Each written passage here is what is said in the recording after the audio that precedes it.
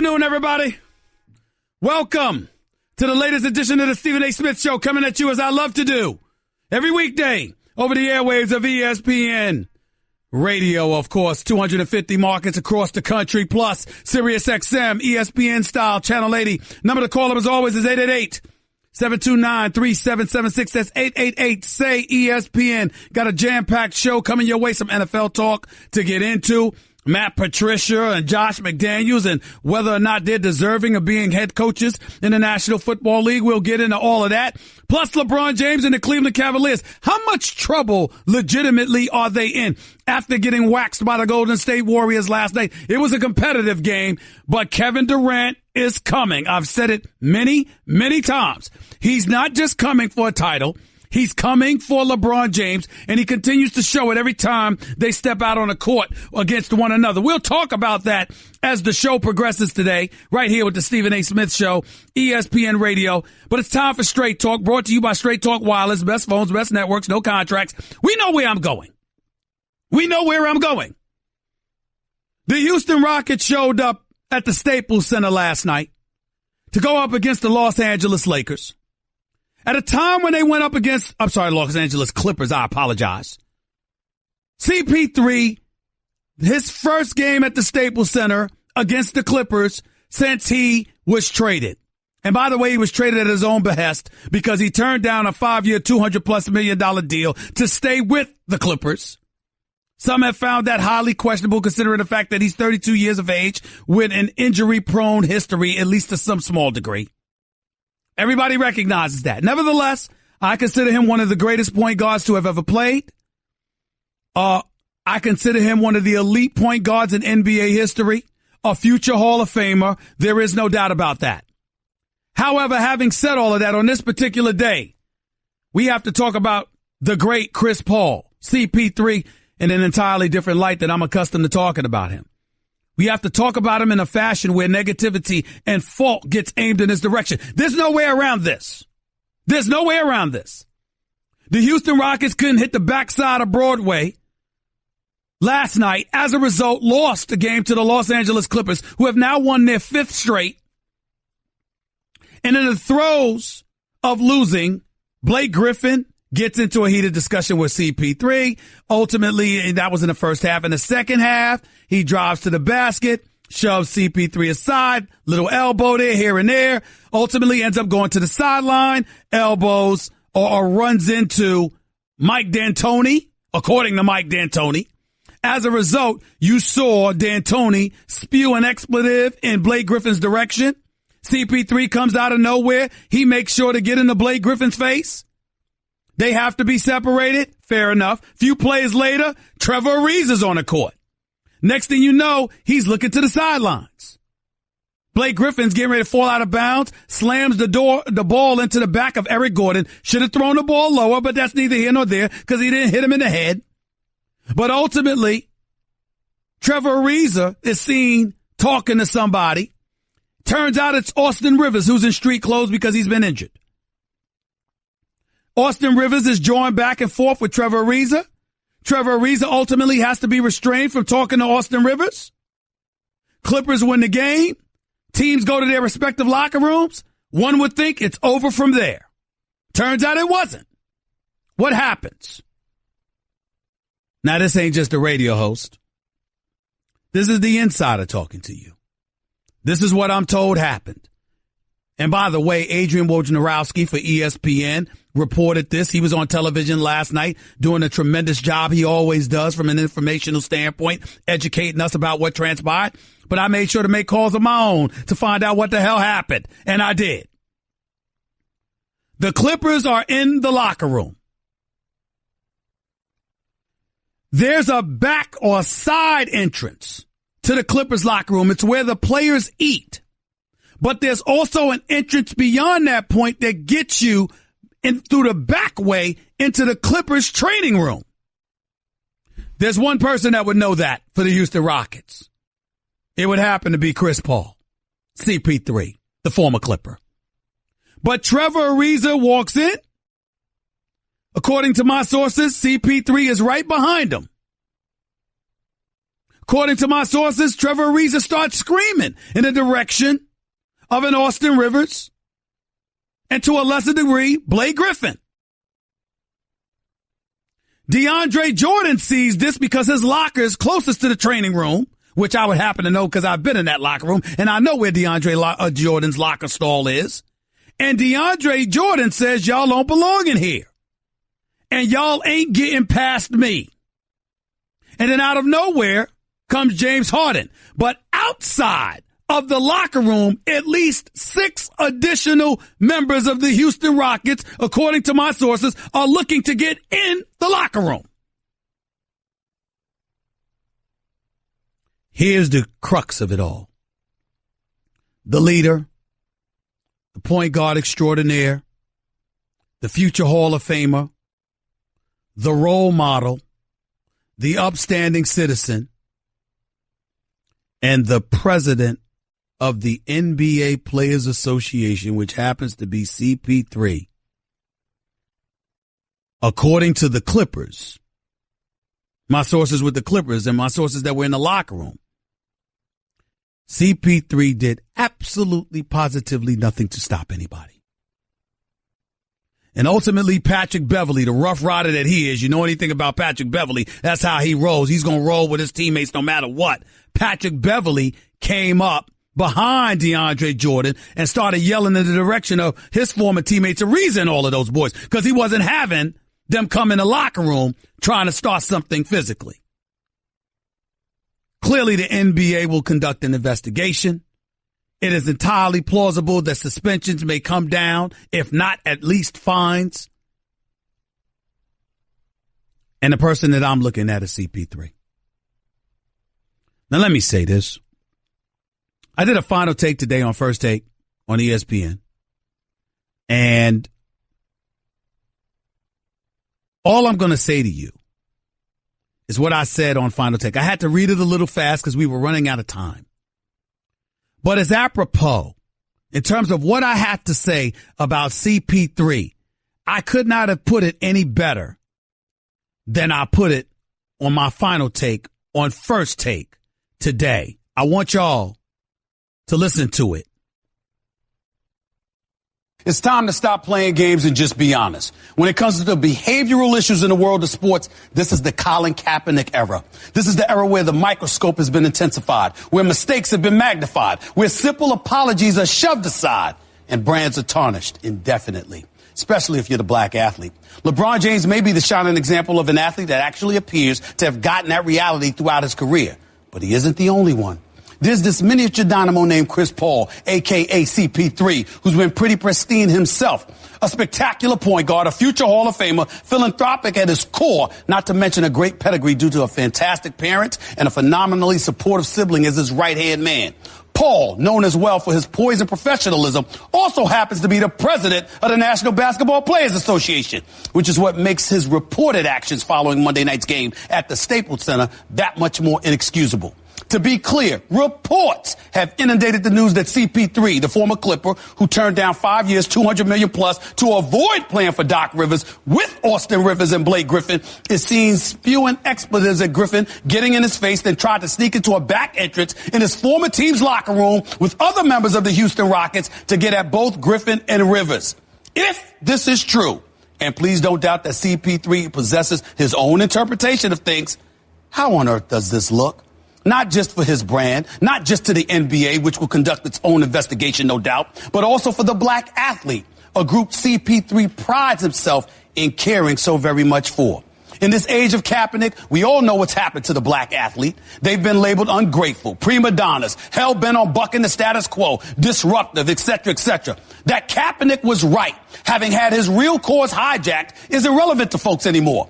They've adopted their own belief. Just ask the NFL about their ratings, and you'll get the picture. Few know this better than CP3. Few comprehend its significance and works more tirelessly to debunk such idiocy and stigmas. Except it appears he didn't last night, purportedly with some of his teammates, on a day we're celebrating Dr. Martin Luther King, no less. That simply can't happen, y'all. That simply can't happen. No, it cannot happen.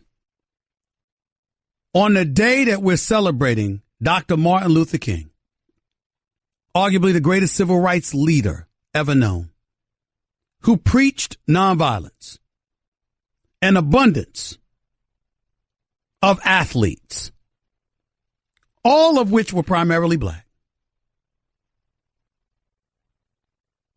were tempted or appeared willing to engage in violence. And one of the people in the middle of it all, it is one of the most upstanding professional athletes we will ever encounter, who cares about his image, who cares about family, who cares about his reputation, and who happens to be the president of the Players Association. We'll find out more in the hours and days and weeks and months ahead. But one thing is clear. Regardless of what level of affection or lack thereof Chris Paul may have had for Austin Rivers, for Blake Griffin, for Doc Rivers, you cannot find yourself in this kind of situation. It just looks bad. And I'm going to say it again. It's the Colin Kaepernick era. Fair or not, because of an issue that has been hijacked, you have folks out there looking at the modern day black athlete, viewing them as unappreciative, ungrateful, and too willing to buck the system instead of going out there and performing. And they're looking for an excuse to turn against you, which the NFL and its troubles have shown. It may not be fair. I damn sure don't think it is, nor do I think it's right. But it's reality. And forgive me if I expected one of the most intelligent and upstanding athletes I've ever encountered, named Chris Paul, to get that better than anybody. He does. He just lost his way last night. If, indeed, these reports are true, and I'm being told it's true.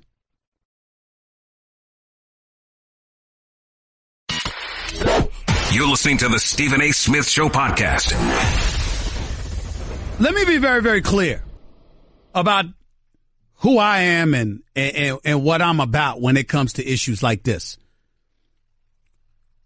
I'm not trying to get on CP3. I got love for CP3. He's a good man. He's a great player, and he's a future Hall of Famer. I've had the pleasure of meeting his parents on many occasions, speaking to his brother on many occasions, not just him, some of the best people I know.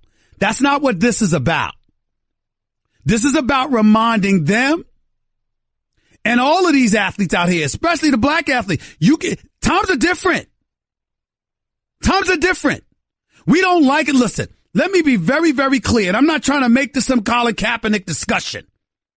All right? So I'm not going to entertain that. I'm just speaking factually. The Colin Kaepernick issue was hijacked. Colin Kaepernick was not disrespecting the flag. Colin Kaepernick was talking about racial oppression, police brutality, inequality, and to a lesser degree, an absence of civil rights. That was what his focus and his message was. The president of the United States of America, Donald Trump, successfully hijacked the issue and turned it into something else. And as a result, look at what has happened to the NFL and its ratings. Look at how much money, arguably, it has cost the National Football League. And by the way, there were no players protesting the NFL. NFL didn't have anything to do with the protest. These players weren't protesting the NFL. They used the NFL platform to bring attention to a bigger issue at the expense of billionaires whose hands they have extended to get money from. That's a fact. I'm not saying they were wrong. I'm not judging anybody. I'm telling you fact. The NFL players, unless you were protesting the owners, understand that the owners think differently than you. If they're white billionaires or Pakistani, Their issues may be different than African Americans throughout the United States of America. That's just a fact. So their view is different. Their vantage point is different.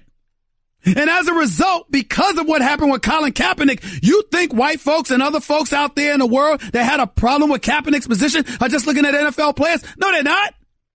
They're looking at him as a black man, complaining about folks who are not black.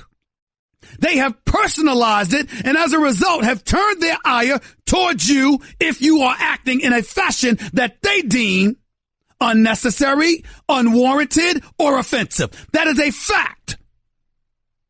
That is a fact.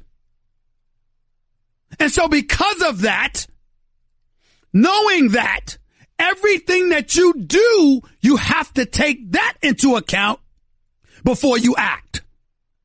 So if you're LeBron James and you speak up about MLK and you use that as an opportunity to address the president and his divisive tendencies, I understand. You use that and you want to bring attention to the issue of inequality, of unemployment, of immigration, or whatever the case may be. I understand that. Tell me what last night's incident at the Staples Center involved visiting players trying to get into the home team's locker room to get physically at a couple of players on the home team. What does that have to do with the kind of issues we're talking about here? Absolutely nothing, except with this one respect. It's violence.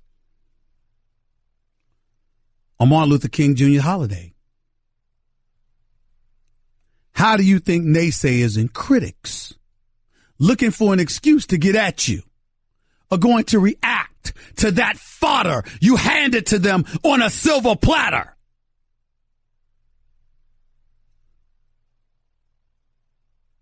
I mean, why didn't you just spit in their face and tell them it was raining? You don't see how this correlates?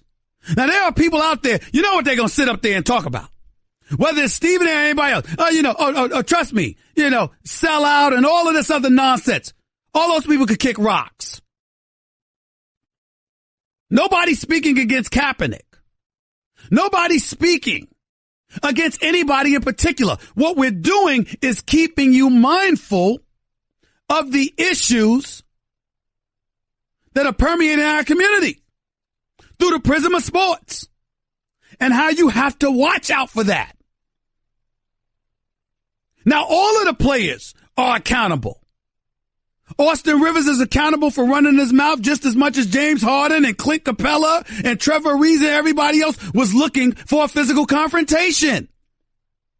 But the reason I bring CP3 up into the equation is for two reasons and two reasons only. A, you're the former Clipper. These are your new teammates. Don't tell me that your relationship or lack thereof with Austin Rivers, with Blake Griffin, didn't have something to do with their willingness to rally and be supportive of you against the Clippers. Nonsense. We all know that had something to do with it. And number two, and more importantly, you're the president of the Players Association. You're a leader. You're not just a leader on a basketball court. You're not just a leader because of your greatness and your future Hall of Fame stature.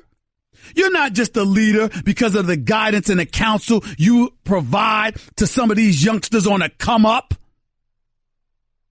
You're not just a leader because you're going to be one of the highest paid players and you're a star in the NBA. You're actually officially via a title, a leader in the NBA because you're a leader of the Players Association. When the NBA wanted to negotiate a multi-billion-dollar deal, you were sitting across the table from the owners. Michelle Roberts can't approve a deal without your approval. You're the leader.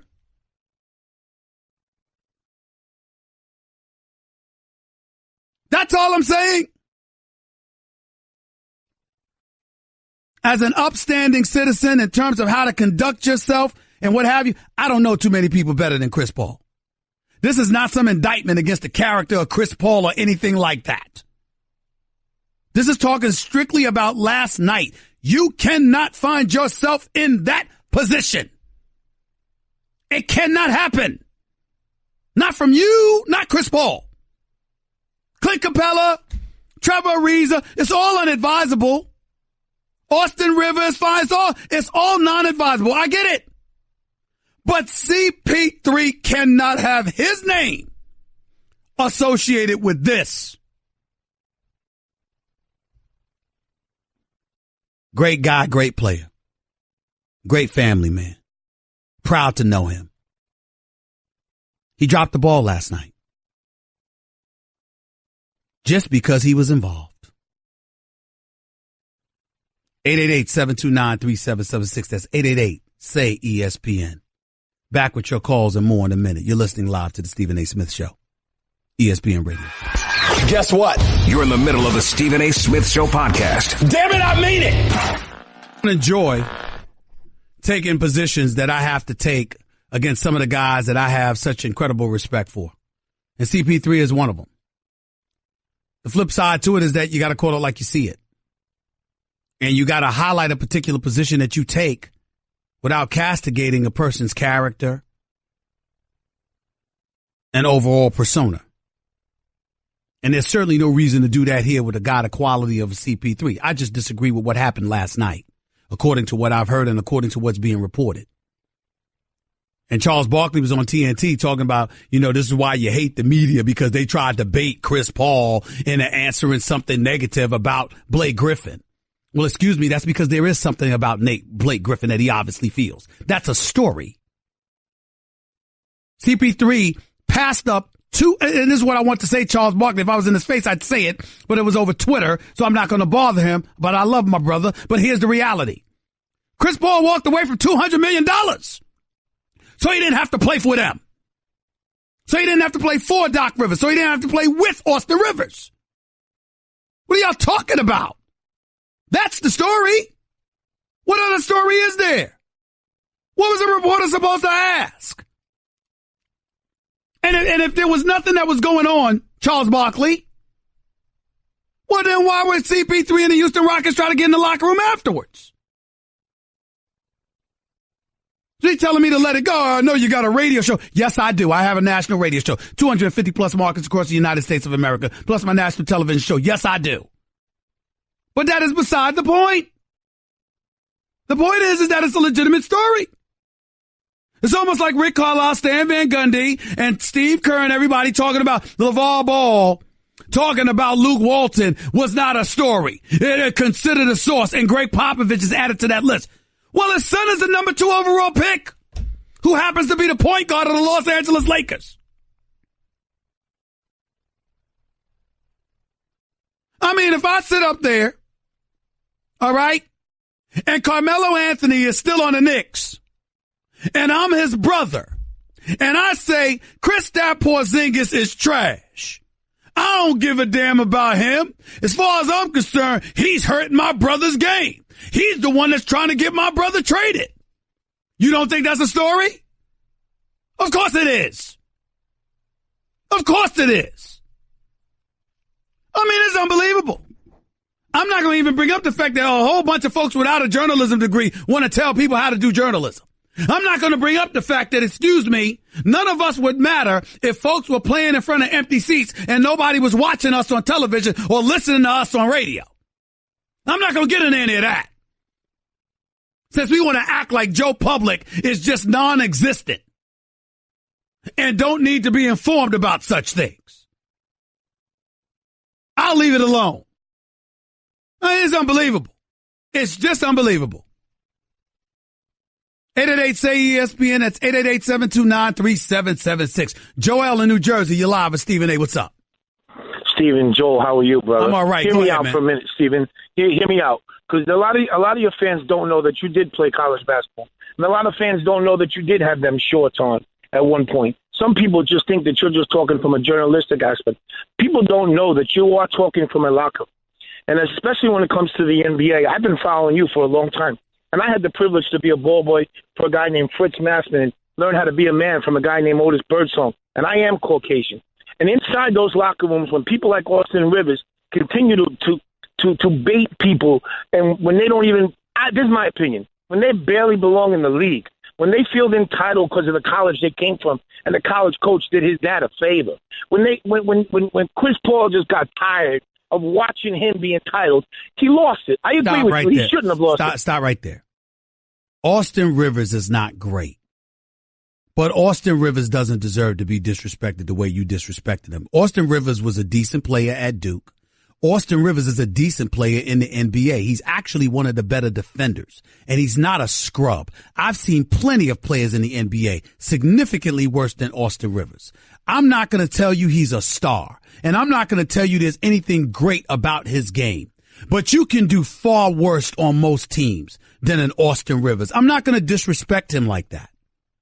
That's not fair. He's not on the level of CP3, not even in the same stratosphere. CP3 is on another level than most.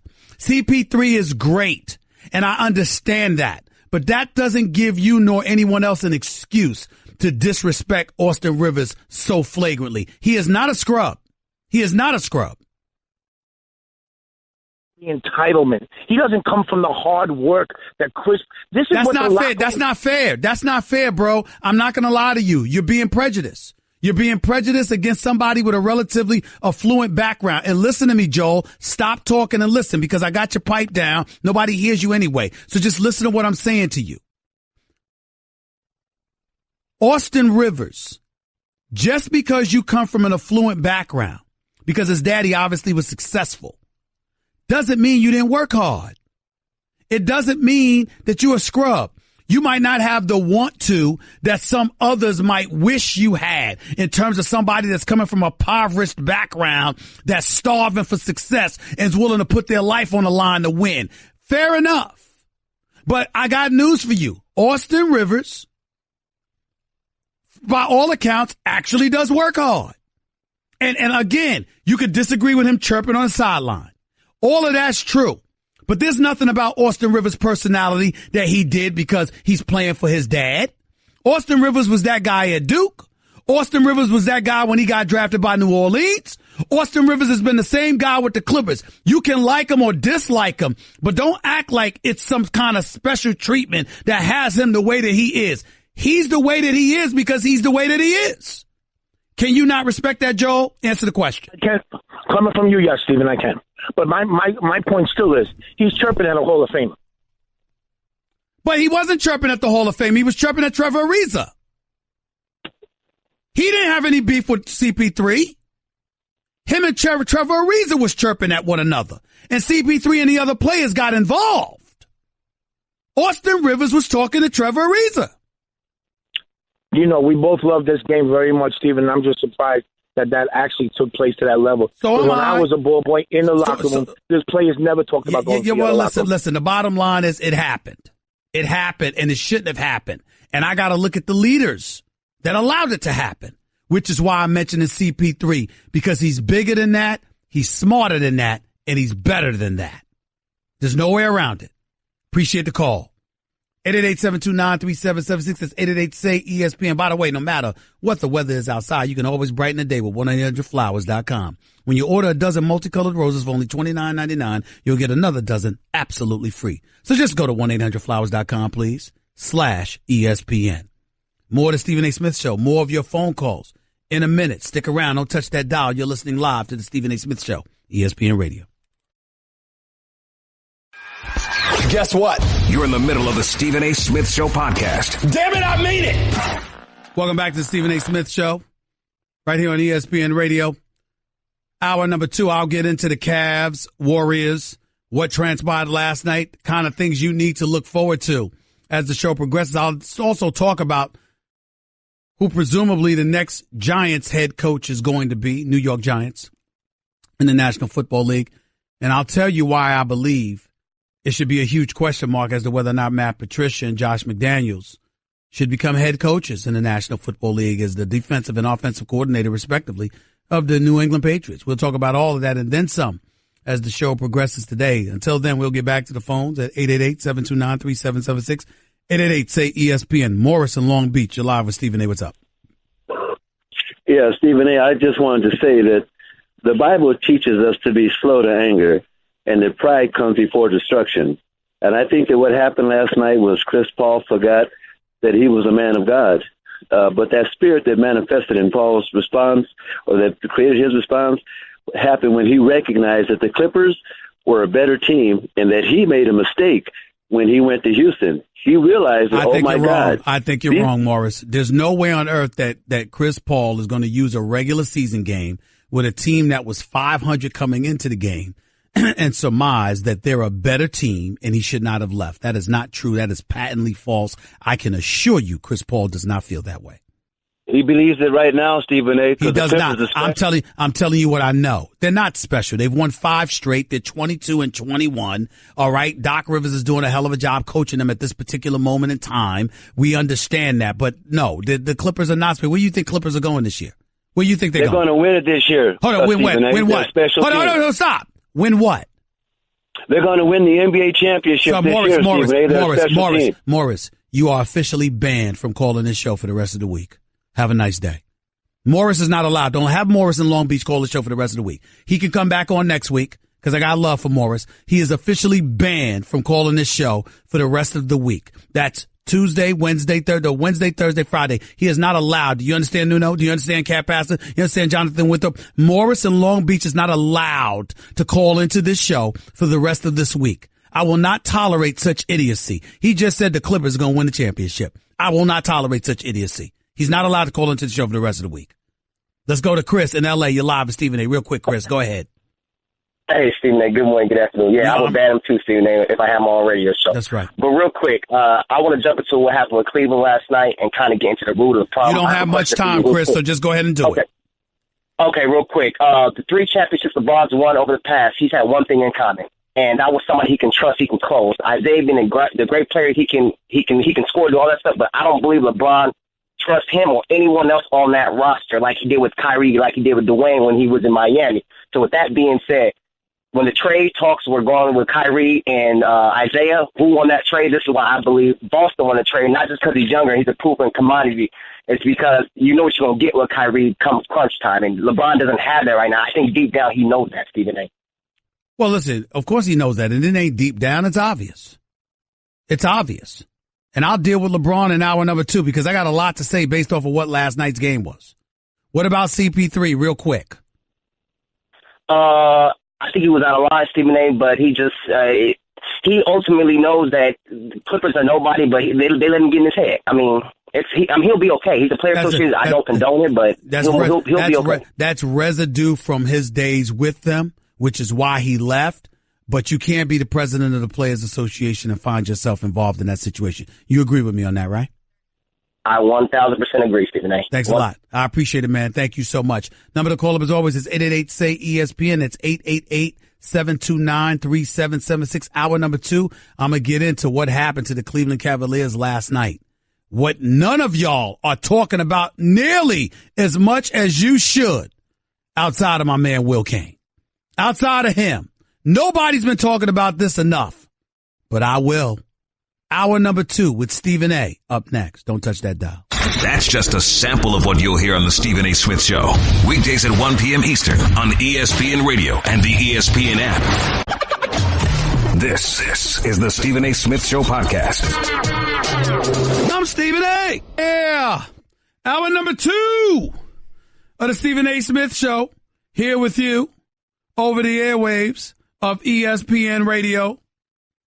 Sirius XM Channel 80, over 250 plus markets across the United States of America. On your check your FM AM local listings, please. The Stephen A. Smith Show on ESPN Radio. Number to call up as always is 888-729-3776. That's 888-SAY-ESPN. Lots of stuff to get into. First hour I spent talking about Chris Paul, CP3. How is the president of the Players Association, you simply cannot find yourself in a situation that he found himself in. I'm not accusing him of instigating anything. I don't know all the details about what happened. I know, according to my sources, Trevor Ariza came into the locker room. Chris Paul was behind him. Ultimately, James Harden came over there. And outside, 6 members of the Houston Rockets were outside trying to get into the locker room, but the door was locked and they couldn't get in. And Chris Paul knew a back entrance because of his days with the Los Angeles Clippers.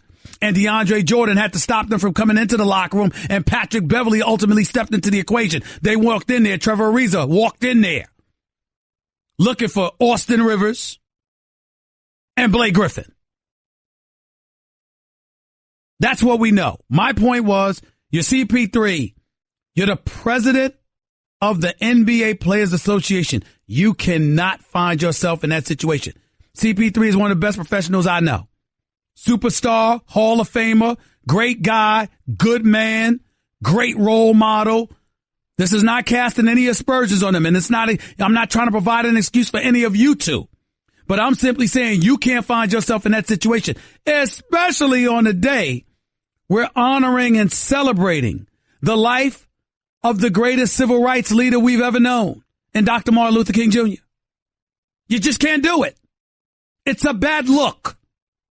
And I also mentioned the fact that this is the Colin Kaepernick era. You got a whole bunch of folks out there because a president successfully hijacked the issue and turned attention away from where it should have been, which was oppression, racial inequality, police brutality, etc., and turned it into an issue about the flag. Clearly, there are millions upon millions of people who have sided with them. The NFL ratings themselves show that and prove that.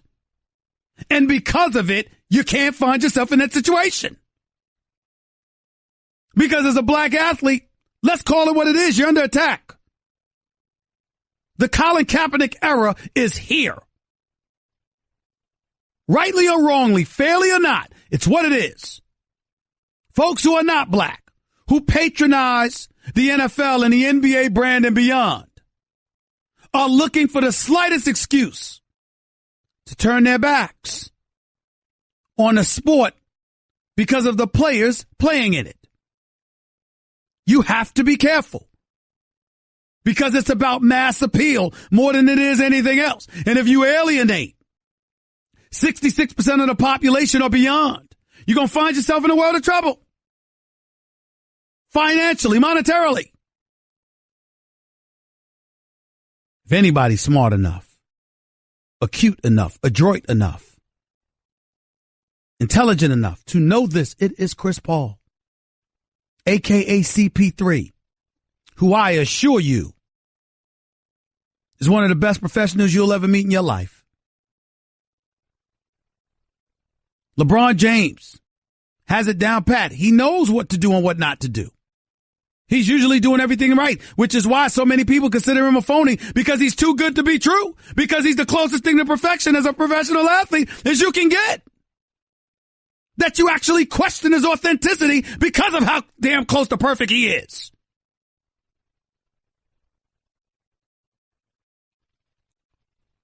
Bad day for CP3. Just a bad day. I certainly don't think it will repeat itself. But we got to call it what it is. And for those out there that want to attack Austin Rivers, I'm not here giving Austin Rivers a pass. Austin Rivers ain't in CP3 class. But I don't think he's a scrub. And I don't think that he's somebody born with a silver spoon in his mouth that wouldn't be in the NBA if it was not for his daddy. There's a few teams Austin Rivers could play on. He's not a scrub. And here is one way I will absolutely positively come to the defense of Austin Rivers all day, every day. He's always been the way he is.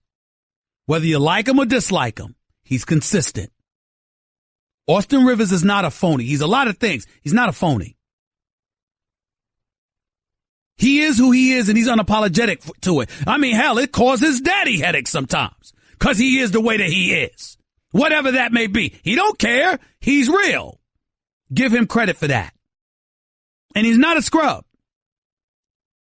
And him talking on the sidelines, that's fine. He was dressed in a suit. He didn't go into anybody's locker room trying to start a fight. And thank God DeAndre Jordan was there to stop all of that stuff from escalating, according to my sources. It's not a good look. It just isn't. CP3, the only reason I'm holding him accountable is two reasons. Number one, it's clearly residue from his days with the Clippers, because he didn't have the greatest relationship with Austin Rivers and Blake Griffin, nor Doc Rivers in the end. And now that's come to light. The other reason I'm holding him accountable is because of his stature and his position. You are the president of the Players Association. You cannot find yourself in that position. 888-729-3776. That's 888-SAY-ESPN. The other thing I want to get into was last night and the Golden State Warriors beating the Cleveland Cavaliers 118-108. LeBron James and Kevin Durant had 32. Klay Thompson chipped in with I forgot how much he scored. I know Steph Curry had 23. All three of them shot better than 53% from the field. And see, this is the difference.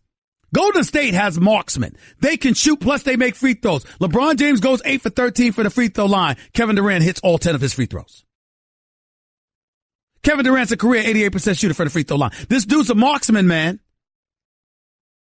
Golden State plays together. They play unselfishly. They get their bench players involved. Cleveland doesn't do such things, which is why my sources tell me Tristan Thompson and others, other role players, went upstairs to talk to Cleveland Cavaliers brass about how things need to change. Isaiah Thomas still working off rust. And Kyrie Irving is missed. My God, do they miss him? They can front all they want to. They miss that brother.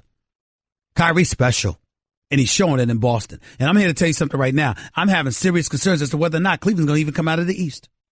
They're still my favorites, but I'm concerned.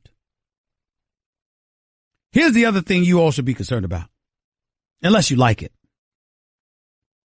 Ladies and gentlemen, it's time to ask ourselves this question. Forget Kevin Durant's coming, because I know he's coming. And I'll ask my producer this, Nuno looking at him right now, Nuno and Kat and John. Has the Kevin Durant era officially arrived? Because I got news for you. Kevin Durant, I don't know if anybody has noticed. He's been giving it to LeBron. NBA Finals, when LeBron averaged a triple-double, Kevin Durant averaged 35. 35 and 8 on better than 53%, better than 55% shooting.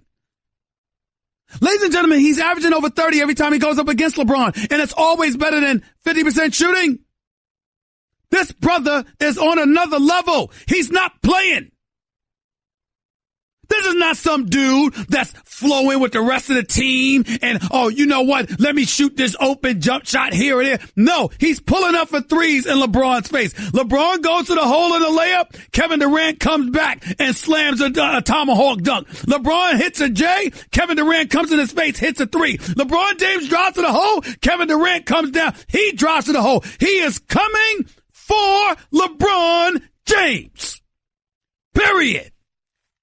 He's not playing. He's not playing. And somewhere along the way, Cleveland's going to have to figure out a way to do something about it, because I got news for you. The Cleveland Cavaliers squad that I'm watching does not have any answer for this Golden State Warriors team. If the Cleveland Cavaliers don't make a move before the NBA trading deadline, they are going home in 5 games if they make it back to the NBA Finals. My man Jalen Rose came on First Take today and said the Cleveland Cavaliers are going to get swept in the finals. You know what the fallout from that's going to be, right? LeBron James leaving. Isaiah Thomas not getting his money. Cleveland falling off the map in the sport of professional basketball. I mean, there's some serious collateral damage if somehow, some way they don't get their act together. 888-729-3776 is the number to call into the Stephen A. Smith Show. That's 888-SAY-ESPN. Get the feeling of being rewarded with gold status at Shell. With the Fuel Rewards program, download the Fuel Rewards app. Join and start saving 5 cents a gallon today. You're listening live to the Stephen A. Smith Show on ESPN Radio. Back with your calls and more in a minute. By the way, I got even more to say about what's going on in Cleveland. It ain't pretty, y'all. It ain't pretty. Back with more of the Stephen A. Smith Show in a minute. You're listening to the Stephen A. Smith Show podcast. Let's get back to the phones right here on the Stephen A. Smith Show, ESPN Radio. Lots of stuff to get into today because here's the deal. You know, I already talked to you about some of the things that I was hearing in regards to CP3, Houston, and what happened last night in the aftermath of the Clippers win over the Houston Rockets. Without James Harden, by the way. He did not play last night. The other thing that's important to point to is what I'm hearing is emanating out of Cleveland. First of all, if you listen to folks close to LeBron, not only did LeBron not want Kyrie Irving traded, he said so. He told Dan Gilbert, according to my sources, he wants to go to war with the horses they have.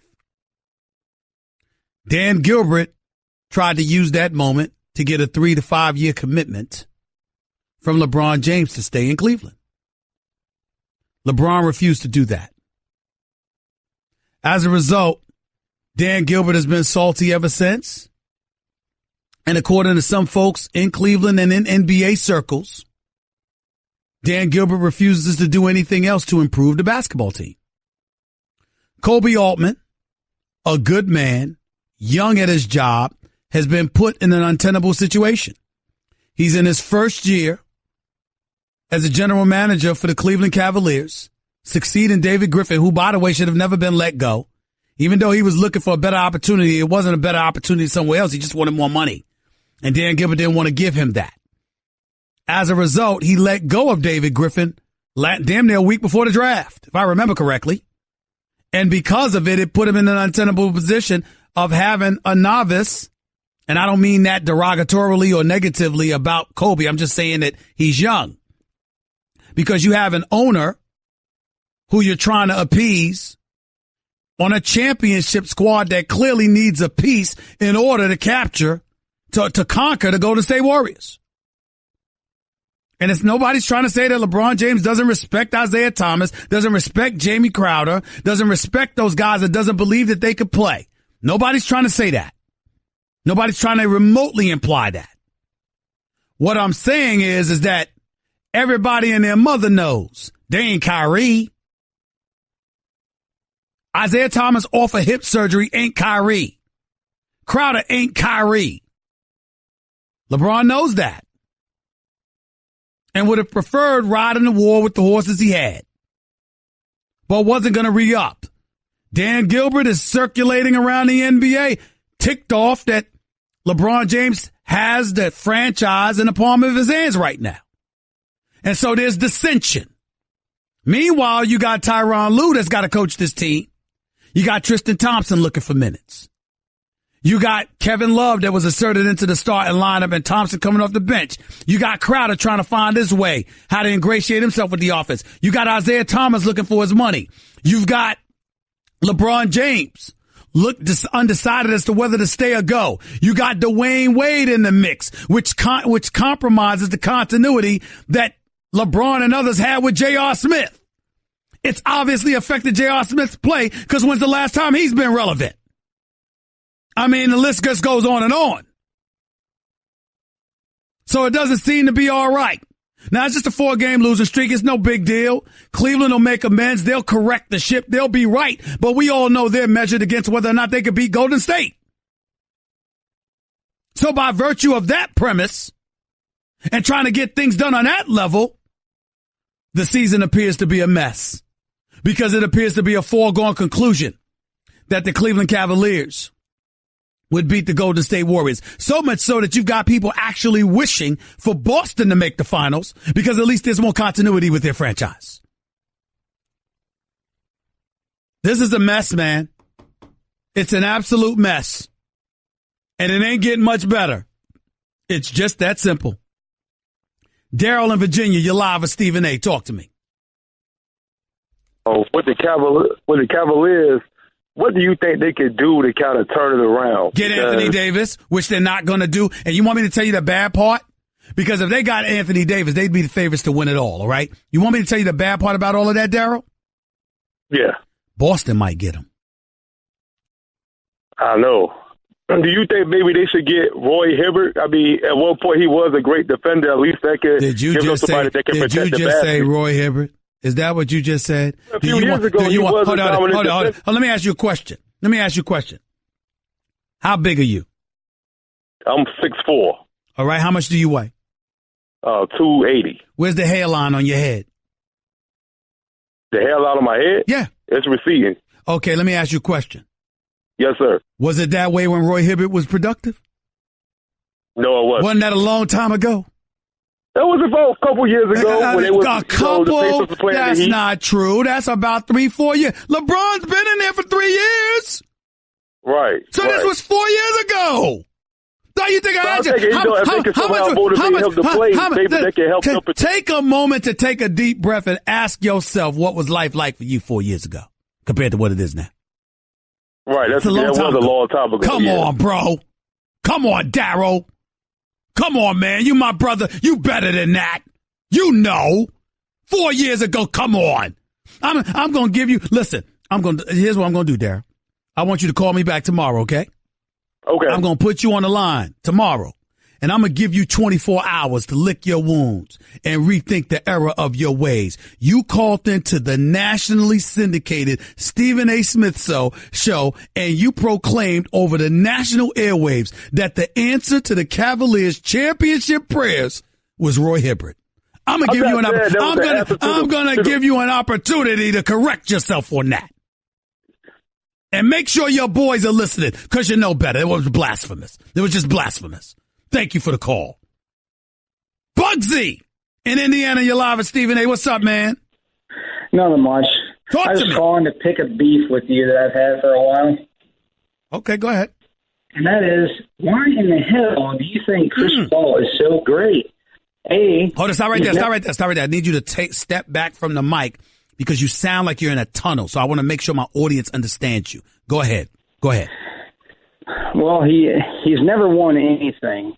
And as of last night, his only ever accomplishment just got ruined because he's never going to have his number retired. Which, the Clippers, do they even have any numbers retired? Bugsy, can I ask you a question? And I love that name, by the way. I love it. I love the name Bugsy. But let me ask you this question. How'd you feel about Dominique Wilkins? Dominique Wilkins? Well, his prime years were in Atlanta. Yeah, I'm saying, no, how did you feel about him? He was okay. All right. Well, let me ask you this. No. I'm asking the question. It's the Stephen A. Smith show, okay? How'd you feel about Patrick Ewing? Is Chris Paul any better than No. I asked you a question. I need to answer my question. I'm not going to hang up on you. I'm asking you a question. How did you feel about Patrick Ewing? Patrick Ewing was garbage. He would be okay, that's it. All right, that's fair enough. All right, how did you feel about Karl Malone? Karl Malone, same thing. All the garbage guys, garbage. Michael Jordan face, garbage. They're all old and busted. Hold on, no. What I'm saying to you is this: these are Hall of Fame players. You know, you understand that, right? Was Reggie Miller? How'd you feel about? Hold on, you right there in Indiana. How'd you feel about Reggie Miller? He could bang the three, but he's no Steph. He's no Steph, but he could bang the three. You're talking about one of the greatest shooters in the history of the NBA. And because he wasn't the greatest, that don't make him anything? How you sound, Bugsy? Chris Paul's nothing. Well, what has he ever done? He ain't never done nothing. Can I ask you a question? Can you win a game by yourself? That's it. Can you win a game by yourself? Yeah. Look at LeBron against the Pistons. Goodbye. You sound ignorant. I tried to help you. You just finished saying you can win by yourself. You cannot. And essentially, you're going to give me the greatest ever, and you're going to say if somebody doesn't measure up to them, they're a bum. Patrick Ewing a bum? That's just flat out ignorant. Bugsy, get a chill pill. Get it together. 888-729-3776. That's 888. Say ESPN. More to Stephen A. Smith Show on ESPN Radio in a minute. Guess what? You're in the middle of the Stephen A. Smith Show podcast. Damn it, I mean it! This is Stephen A. Smith Show right here on ESPN Radio.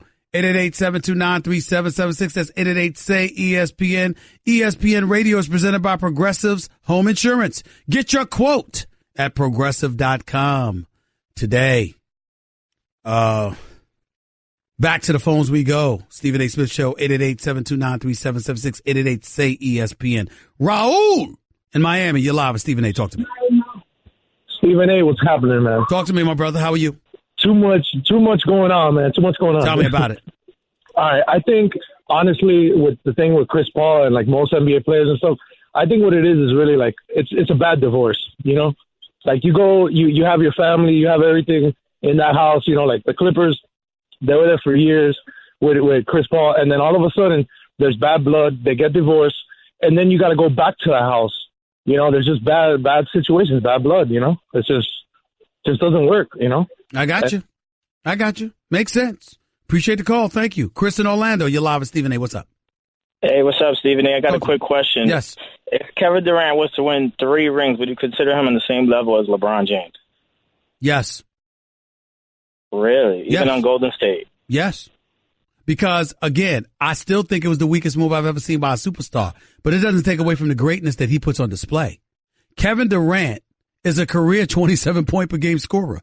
Whatever he's doing now, he was doing even more of it in Oklahoma City. The only thing he didn't win the rings, that's fair. And he's not, when you look at LeBron, he's not the physical specimen that LeBron is. LeBron can't shoot like that, brother. LeBron can't shoot. Hold on. LeBron can't shoot perimeter shots. LeBron can't shoot from the free throw line like him. He can defend and he can score. LeBron defends differently, scores differently. They're 2 completely different players, but just as explosive. That's true. I got an idea on how he could be bigger than LeBron, though. Go ahead. I'm a New York Knicks fan. I think if he was to go to a big franchise like New York, he'll be bigger than LeBron. He'll be bigger than Kobe. All he has to do is win 1 ring outside of another Golden State ring. He won't be bigger than Kobe. He won't be bigger than Kobe. He won't be bigger. That I can promise you. He's not going to be bigger than Kobe. He's not going to be bigger than 5 rings for one of the greatest franchises in the history of sports, which is the Los Angeles Lakers. He's not going to be bigger than Kobe. But he's going to be up there. And let me tell you something. You got to remember, Kobe doesn't have 5 NBA Finals losses. LeBron, do you understand that if things go the way that they're going, LeBron James is going to have 6 Finals losses on his resume? LeBron is on the verge of being mentioned in the same sentence as Jerry West. Now, Jerry West is one of the great players. He's the silhouette, a man I have profound respect for, who I consider to be a basketball savant. And it ain't his fault that he's 1-8 in the finals. But you do remember that. And LeBron James has 3 rings, not 1, so that's good.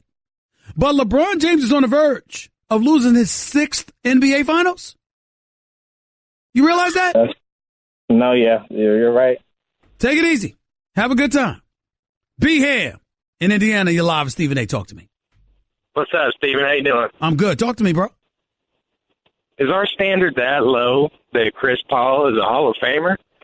Well, you could say that, but look at Reggie Miller, who hasn't won a championship. Look at Chris Mullin, who hasn't won a championship. The Patrick Ewings of the world, who hasn't won a championship. The Karl Malones and John Stocktons, who haven't won championships. I mean, there are plenty of people who haven't won championships. So what happens is you look at their great individual abilities. And from an individual ability standpoint, there is no question that Chris Paul is a Hall of Fame talent as a point guard. Man, I don't know. I said as a talent. You understand? In other words, what I'm saying, let's say, for example, let me give you a perfect example, and I'll work with you with this, Beham, because I can understand where you're coming from, okay? I want you to listen to me and listen to me good, okay? Okay. Let's look at it this way. Don't you think that Aaron Rodgers is a bad man? Bad man. Right? Let's eradicate the 1 Super Bowl championship he had when he beat the Steelers, right? Right. Let's say, for the sake of argument, just for a moment, that Aaron Rodgers never won a Super Bowl title. But he plays the way that he's been playing. Would you say he's not a Hall of Famer? I just think the standard's a little lower in the NBA. That's why I was asking. I feel you on that, and that may very well be a legitimate point. I understand where you're coming from. But my problem, my point of contention with you is individual talent that the mind's eye can see cannot be ignored because as a team, you couldn't come together and win a championship. Right. And that's where CP3 comes in. You can't look at CP3 and tell me that if he was on Golden State, they couldn't win a championship. That if he was on San Antonio with Kawhi Leonard and the crew, they couldn't win a championship. If it was CP3 that was the point guard instead of Tony Parker when they beat Miami years ago, you don't think CP3 would have won a title? Oh, it's a wrap. You see what I'm saying? That's my point. You have to look at him and the individual skill set that he possesses and appreciate and respect it for what it is. CP3 is a Hall of Famer. He's a Hall of Fame talent. I respect that. All right? Appreciate the call, man. 888, say ESPN. That's 888-729-3776. Back with your calls to close out the show in a minute. You're listening live to Stephen A. on ESPN Radio. Guess what? You're in the middle of the Stephen A. Smith Show podcast. Damn it, I mean it. Welcome back to the Stephen A. Smith Show right here on ESPN Radio. ESPN Radio is presented by Progressive Insurance. Protecting your small business is a big deal. Cover what you've worked so hard for. Visit progressivecommercial.com. Larry Nassar. Remember him? Remember who that guy was? I say was because he should be past tense in literal sense as well as figuratively speaking, of course. This is a guy that pleaded guilty to molesting females with his hands at his Michigan State University office, his home. I mean, my producer's all over the place moving my copy around where I can't read it. Could y'all keep the copy in one place, please? I mean, this is bad. This is a gymnast coach from Michigan State who molested several females. And on Outside the Lines today, Bob Lee was talking. Who was the report he was talking to? John Barr, who was in the courtroom listening to victims and their parents speak about the nightmares this man has caused. Listen to this. Describe what you've seen this morning. I've been watching from a distance and I'm shaken. What's it like to be in that room? It's been tough, to be honest with you, Bob. It's highly emotional for everybody, including the people who are covering this. We've had to sit there and listen to mothers who've talked about their daughters committing suicide. The first woman to speak today spoke about how she was abused as a 6-year-old girl in Larry Nassar's basement, molested in his basement, and who, when she later told her parents, the father didn't believe her, and when he finally did believe her, he died by suicide. The trail of human wreckage left by Larry Nassar may never be completely calculated. Wow. But there's more. Play that next sound for us, please. Oh, we don't have it. I apologize. Listen, here's the deal. The Michigan Attorney General's office is seeking 40 to 125 years in prison for Nassar, who's 54 years old. The maximum represents a year for each of the 125 girls and women who filed reports of abuse with campus police. He's already been sentenced to 60 years in federal prison for child pornography crimes. He'll be in jail for the rest of his life. I hope they throw him on that. Man, this is a Walt Disney production. I can't even tell you what I hope happens to that man, but y'all can get the idea. Think about the kind of things that happen in some jails to men who are child molesters. Think about that. Think about that. For the rest of his life, this man will be behind bars. And it ain't too many people that deserve it more than him. Back to the phones we go before we get on out of here. Let's go to Jordan in Washington. You're live with Stephen A. Go ahead, Jordan. All right, a couple of quick points and one question. First point, that guy was smoking something because Chris Paul is one of the last dying breeds of a quintessential point guard who actually supposed to do the point guard job. Number two, Philadelphia will lose if they play like that. Their offense plays the way they played. The defense won that game for them. But their offense played the way they played, they're not going to win on Sunday. And number three, Martin is my favorite show, too. I have to ask you, what is your favorite character on Martin? My favorite character on Martin? Yes, sir. I mean, who's the karate guy? The one he plays. The characters he plays. Yeah, I know that. I'm saying, who's the one that does the karate? Talking about hilarious. Dragonfly Jones. Like That's a Dragonfly Jones. That's my favorite Martin character. Silence. It's on. Oh, it's hilarious. Appreciate the call, bro. Thank you so much. Mike in Denver, talk to me. You live with Stephen A. What's up, big boy? How you doing, man? Just two quick things. Yep. Chris Paul, that's a bad look for him last night. He know better than that. Mm-hmm. Like you say, president of the Players Association, you got to get that. Make sure that don't happen no more. And Kevin Durant is coming. You and Will been touching on it, but I've been knowing it too, and there's other people that know it. He's doing everything he want to do with LeBron out there. I'm not going to get it wrong. LeBron is, he's up there, the best player right now. But if Golden State knock him off again this year and he have another performance, I think we're going to have to move him over, Stephen A. What you think? I think so. No, well, listen, man, listen, LeBron better get someplace where he start winning again because they ain't beating Golden State. Not unless they get somebody like Anthony Davis. They pull off some kind of blockbuster. It ain't going to happen. I'm telling you that right now. Will Kane will talk to y'all more about that. He'll be in several markets throughout the country. He won't be in New York because my man Michael K is up next there. And, of course, John Ireland and the crew is in L.A. But Will Kane will be on in a few markets talking to y'all about Kevin Durant at the top of the hour. You don't have to worry about that. Let's go to Ron in Chicago. You're live at Stephen A. What's up, Ron? Stephen A., what's going on, man? Talk to me, baby. All right, listen, man. I watch the show First Take every day. I listen to your radio show, right? Appreciate the love. I just want to Thank you very much. Okay. All right. I just want to let you know, man, listen, I cannot respect KD being taken over for LeBron James being the best in the world when he's on the Golden State Warriors. Now, a few seasons ago, Whoa. Wait a minute. You can do that, and I know it's not the same, but LeBron did go to Miami. And then after he went to Miami, he came back to Cleveland to join Kyrie. You mentioning KD and you ain't mentioning that at all? Stephen A., listen. You got 30 seconds. Go ahead, take your time if you want to. I got you.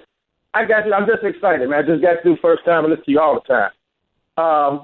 But listen, KD got to prove it, man. Like, he out there with Steph, Clay, Draymond. Hold on. Look, Ron, I'm going to rescue you because we're running out of time. But I'm going to say this to you, Ron. The reigning NBA Finals MVP who averaged 35 and 8 has to prove it? Is that what you just said? Yeah, he got to prove it, Stephen A. The career 27-point per game scorer has to prove it? Is that what you just said? He's out there with a reigning MVP, Stephen A. Time out. What did I say? Hold on, Ron. I told you before, I think it was the weakest move I've ever seen by a superstar. But that means he was a superstar before he made the move. Let's not act like this brother is a product of the Golden State Warriors. As great as they were, he still elevated them when he arrived. They didn't need it, though, Stephen. They did. They weren't the champions until they lost the previous year and he arrived. So that's not true. But you can call back tomorrow, Ron. I'm happy to check you. And I appreciate you listening to me from Chicago. Appreciate the love. Ain't nothing but love for you, bro. Ain't nothing but love for you. Got to sign off now, but I'll be back in 22 hours from now. Until then, this is Stephen A. signing off for the Stephen A. Smith Show on ESPN Radio. 22 hours from now. Peace and love. That's just... How you doing, everybody? Welcome to the latest edition of the Stephen A. Smith Show, coming at you as I love to do every weekday over the airwaves of ESPN Radio, of course, 250 markets across the country, plus Sirius XM, ESPN style, Channel 80. Number to call up as always is 888-729-3776. That's 888-SAY-ESPN. Got a jam-packed show coming your way, some NFL talk to get into. Matt Patricia and Josh McDaniels and whether or not they're deserving of being head coaches in the National Football League. We'll get into all of that. Plus LeBron James and the Cleveland Cavaliers. How much trouble legitimately are they in after getting waxed by the Golden State Warriors last night? It was a competitive game, but Kevin Durant is coming. I've said it many, many times. He's not just coming for a title. He's coming for LeBron James, and he continues to show it every time they step out on the court against one another. We'll talk about that as the show progresses today, right here with the Stephen A. Smith Show, ESPN Radio. But it's time for Straight Talk, brought to you by Straight Talk Wireless, best phones, best networks, no contracts. We know where I'm going. The Houston Rockets showed up at the Staples Center last night to go up against the Los Angeles Lakers. At a time when they went up against, Los Angeles Clippers, I apologize. CP3, his first game at the Staples Center against the Clippers since he was traded. And by the way, he was traded at his own behest because he turned down a 5-year, $200+ million deal to stay with the Clippers. Some have found that highly questionable considering the fact that he's 32 years of age with an injury-prone history, at least to some small degree. Everybody recognizes that. Nevertheless, I consider him one of the greatest point guards to have ever played. I consider him one of the elite point guards in NBA history, a future Hall of Famer. There is no doubt about that. However, having said all of that, on this particular day, we have to talk about the great Chris Paul, CP3, in an entirely different light than I'm accustomed to talking about him. We have to talk about him in a fashion where negativity and fault gets aimed in his direction. There's no way around this. There's no way around this. The Houston Rockets couldn't hit the backside of Broadway last night. As a result, lost the game to the Los Angeles Clippers, who have now won their 5th straight. And in the throes of losing, Blake Griffin gets into a heated discussion with CP3. Ultimately, that was in the first half. In the second half, he drives to the basket, shoves CP3 aside, little elbow there, here and there. Ultimately ends up going to the sideline, elbows, or runs into Mike D'Antoni, according to Mike D'Antoni. As a result, you saw D'Antoni spew an expletive in Blake Griffin's direction. CP3 comes out of nowhere. He makes sure to get into Blake Griffin's face. They have to be separated. Fair enough. Few plays later, Trevor Ariza is on the court. Next thing you know, he's looking to the sidelines. Blake Griffin's getting ready to fall out of bounds, slams the ball into the back of Eric Gordon. Should have thrown the ball lower, but that's neither here nor there because he didn't hit him in the head. But ultimately, Trevor Ariza is seen talking to somebody. Turns out it's Austin Rivers, who's in street clothes because he's been injured. Austin Rivers is joined back and forth with Trevor Ariza. Trevor Ariza ultimately has to be restrained from talking to Austin Rivers. Clippers win the game. Teams go to their respective locker rooms. One would think it's over from there. Turns out it wasn't. What happens? Now, this ain't just a radio host. This is the insider talking to you. This is what I'm told happened. And by the way, Adrian Wojnarowski for ESPN reported this. He was on television last night doing a tremendous job. He always does from an informational standpoint, educating us about what transpired. But I made sure to make calls of my own to find out what the hell happened. And I did. The Clippers are in the locker room. There's a back or side entrance to the Clippers locker room. It's where the players eat. But there's also an entrance beyond that point that gets you in through the back way into the Clippers training room. There's one person that would know that for the Houston Rockets. It would happen to be Chris Paul, CP3, the former Clipper. But Trevor Ariza walks in. According to my sources, CP3 is right behind him. According to my sources, Trevor Ariza starts screaming in the direction of an Austin Rivers and to a lesser degree, Blake Griffin. DeAndre Jordan sees this because his locker is closest to the training room, which I would happen to know because I've been in that locker room and I know where DeAndre Jordan's locker stall is. And DeAndre Jordan says, y'all don't belong in here. And y'all ain't getting past me. And then out of nowhere comes James Harden. But outside of the locker room, at least 6 additional members of the Houston Rockets, according to my sources, are looking to get in the locker room. Here's the crux of it all. The leader, the point guard extraordinaire, the future Hall of Famer, the role model, the upstanding citizen, and the president of the NBA Players Association, which happens to be CP3. According to the Clippers, my sources with the Clippers and my sources that were in the locker room, CP3 did absolutely positively nothing to stop anybody. And ultimately, Patrick Beverley, the rough rider that he is, you know anything about Patrick Beverley, that's how he rolls. He's going to roll with his teammates no matter what. Patrick Beverley came up behind DeAndre Jordan and started yelling in the direction of his former teammates, Ariza and all of those boys, because he wasn't having them come in the locker room trying to start something physically. Clearly, the NBA will conduct an investigation. It is entirely plausible that suspensions may come down, if not at least fines. And the person that I'm looking at is CP3. Now, let me say this. I did a final take today on First Take on ESPN. And all I'm going to say to you is what I said on Final Take. I had to read it a little fast because we were running out of time. But it's apropos in terms of what I have to say about CP3. I could not have put it any better than I put it on my Final Take on First Take today. I want y'all to listen to it.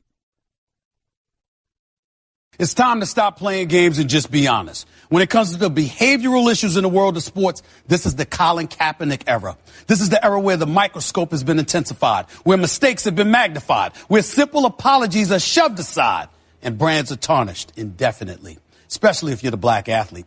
LeBron James may be the shining example of an athlete that actually appears to have gotten that reality throughout his career, but he isn't the only one. There's this miniature dynamo named Chris Paul, a.k.a. CP3, who's been pretty pristine himself. A spectacular point guard, a future Hall of Famer, philanthropic at his core, not to mention a great pedigree due to a fantastic parent and a phenomenally supportive sibling as his right-hand man. Paul, known as well for his poise and professionalism, also happens to be the president of the National Basketball Players Association, which is what makes his reported actions following Monday night's game at the Staples Center that much more inexcusable. To be clear, reports have inundated the news that CP3, the former Clipper, who turned down 5 years, $200 million plus to avoid playing for Doc Rivers with Austin Rivers and Blake Griffin, is seen spewing expletives at Griffin, getting in his face, then tried to sneak into a back entrance in his former team's locker room with other members of the Houston Rockets to get at both Griffin and Rivers. If this is true, and please don't doubt that CP3 possesses his own interpretation of things, how on earth does this look? Not just for his brand, not just to the NBA, which will conduct its own investigation, no doubt, but also for the black athlete, a group CP3 prides himself in caring so very much for. In this age of Kaepernick, we all know what's happened to the black athlete. They've been labeled ungrateful, prima donnas, hell-bent on bucking the status quo, disruptive, etc., etc. That Kaepernick was right, having had his real cause hijacked, is irrelevant to folks anymore. They've adopted their own belief. Just ask the NFL about their ratings, and you'll get the picture. Few know this better than CP3. Few comprehend its significance and works more tirelessly to debunk such idiocy and stigmas. Except it appears he didn't last night, purportedly with some of his teammates, on a day we're celebrating Dr. Martin Luther King, no less. That simply can't happen, y'all. That simply can't happen. No, it cannot happen. On the day that we're celebrating Dr. Martin Luther King, arguably the greatest civil rights leader ever known, who preached nonviolence, an abundance of athletes, all of which were primarily black, were tempted or appeared willing to engage in violence. And one of the people in the middle of it all, it is one of the most upstanding professional athletes we will ever encounter, who cares about his image, who cares about family, who cares about his reputation, and who happens to be the president of the Players Association.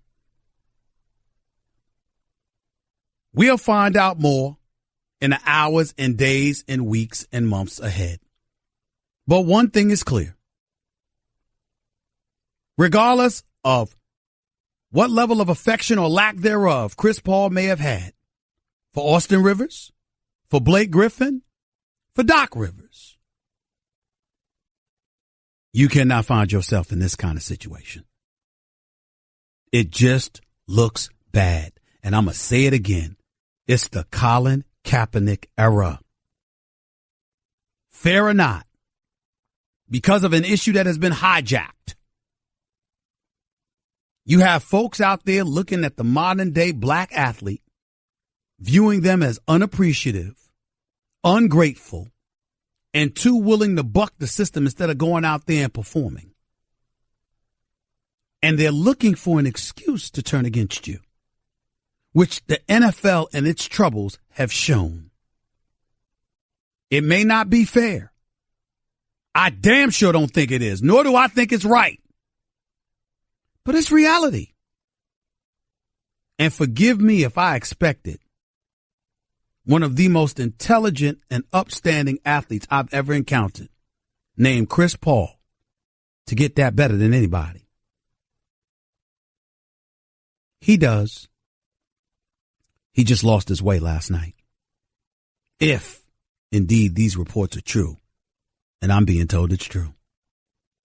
888-729-3776. 888-SAY-ESPN. That's Straight Talk Wireless, nationwide coverage on America's largest and most dependable 4G LTE networks. You are listening live to the Stephen A. Smith Show, ESPN Radio. Lots of stuff to get into. Make no mistake about that. By the way, Dollar Shave Club not only gives you an amazing shave, but they also make products for your hair, face, skin, shower, everything you need. And it's all their own original stuff. Dollar Shave Club has you covered head to toe. And right now, you can get your first month of their best razor along with travel-size versions of shave butter, body cleanser, and yes, even butt wipes for just $5. After that, replacement cartridges ship for just a few bucks a month. It's the DSC starter set for just $5 exclusively at dollarshaveclub.com/Stephen A. That's with a PH, not a V. That's dollarshaveclub.com/Stephen A. Back with more of the Stephen A. Smith Show on ESPN Radio in a minute.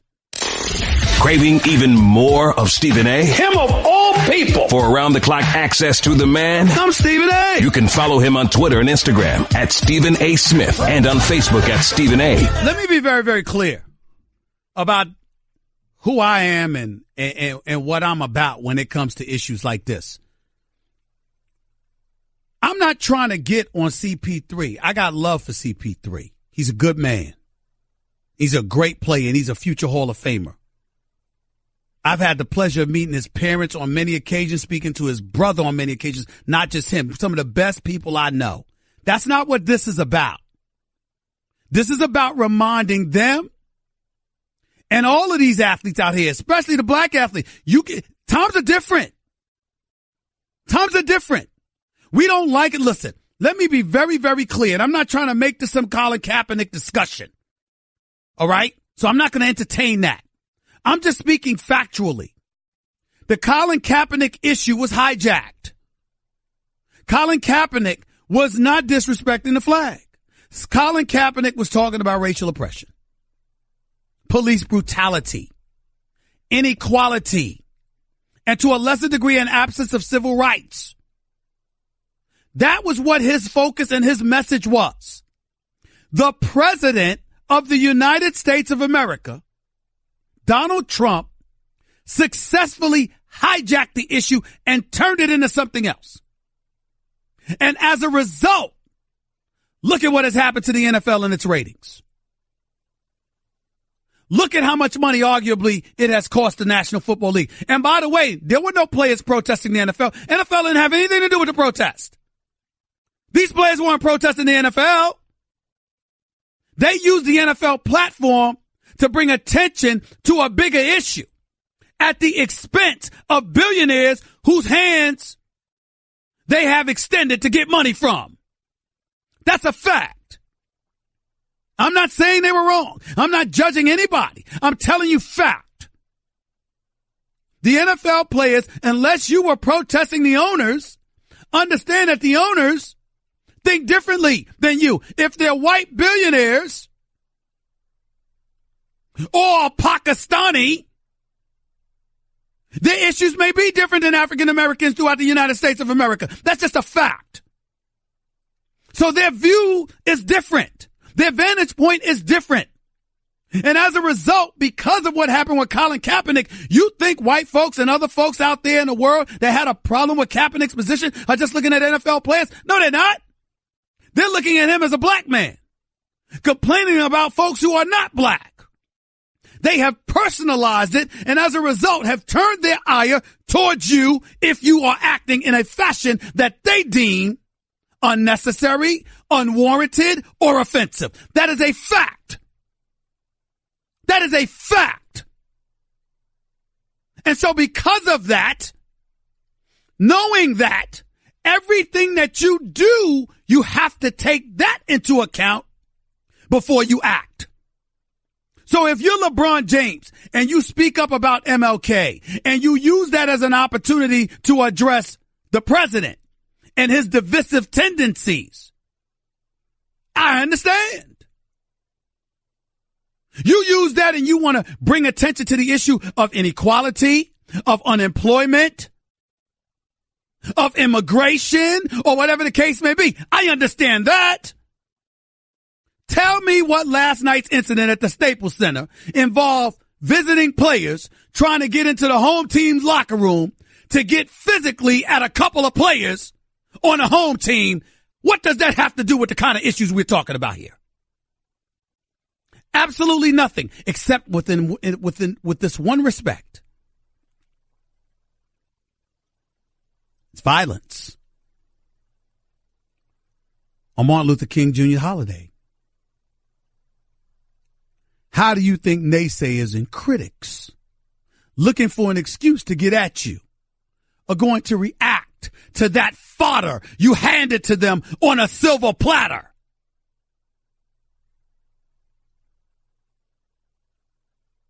I mean, why didn't you just spit in their face and tell them it was raining?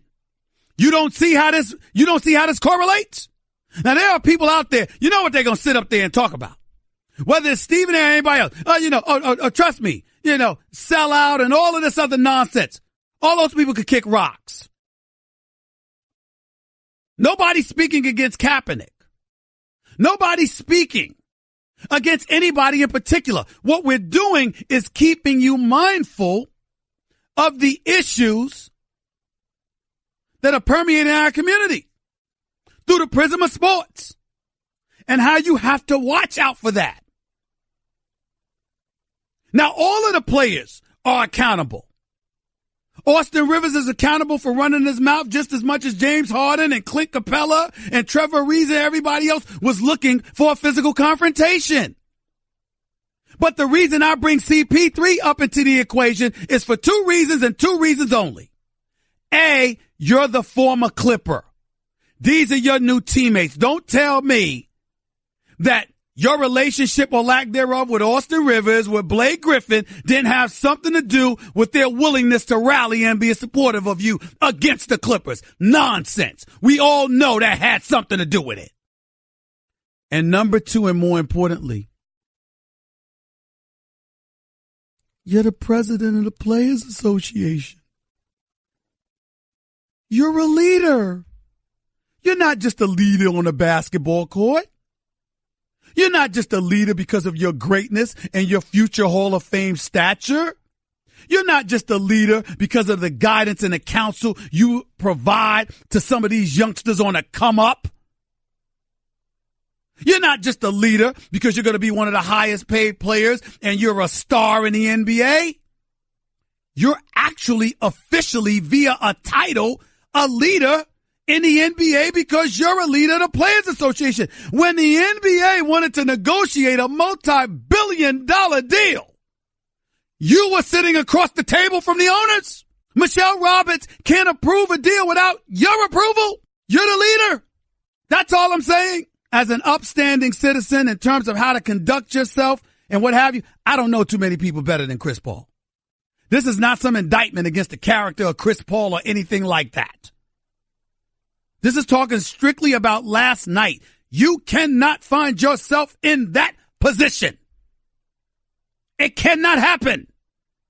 Not from you, not Chris Paul. Clint Capella, Trevor Ariza, it's all unadvisable. Austin Rivers, fine, it's all non-advisable. I get it. But CP3 cannot have his name associated with this. Great guy, great player. Great family man. Proud to know him. He dropped the ball last night just because he was involved. You're listening to the Stephen A. Smith Show podcast. Lots of stuff to get into. First hour I spent talking about Chris Paul, CP3. How, as the president of the Players Association, you simply cannot find yourself in a situation that he found himself in. I'm not accusing him of instigating anything. I don't know all the details about what happened. I know, according to my sources, Trevor Ariza came into the locker room. Chris Paul was behind him. Ultimately, James Harden came over there And outside, 6 members of the Houston Rockets were outside trying to get into the locker room, but the door was locked and they couldn't get in. And Chris Paul knew a back entrance because of his days with the Los Angeles Clippers. And DeAndre Jordan had to stop them from coming into the locker room, and Patrick Beverley ultimately stepped into the equation. They walked in there. Trevor Ariza walked in there looking for Austin Rivers and Blake Griffin. That's what we know. My point was, you're CP3. You're the president of the NBA Players Association. You cannot find yourself in that situation. CP3 is one of the best professionals I know. Superstar, Hall of Famer, great guy, good man, great role model. This is not casting any aspersions on him, and I'm not trying to provide an excuse for any of you two. But I'm simply saying you can't find yourself in that situation, especially on the day we're honoring and celebrating the life of the greatest civil rights leader we've ever known, and Dr. Martin Luther King Jr. You just can't do it. It's a bad look. And I also mentioned the fact that this is the Colin Kaepernick era. You got a whole bunch of folks out there because a president successfully hijacked the issue and turned attention away from where it should have been, which was oppression, racial inequality, police brutality, etc., and turned it into an issue about the flag.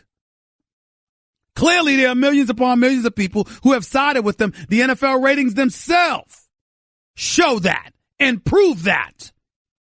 And because of it, you can't find yourself in that situation. Because as a black athlete, let's call it what it is. You're under attack. The Colin Kaepernick era is here. Rightly or wrongly, fairly or not, it's what it is. Folks who are not black, who patronize the NFL and the NBA brand and beyond, are looking for the slightest excuse to turn their backs on a sport because of the players playing in it.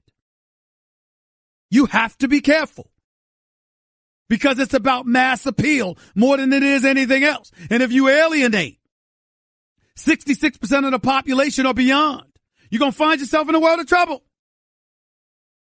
Financially, monetarily.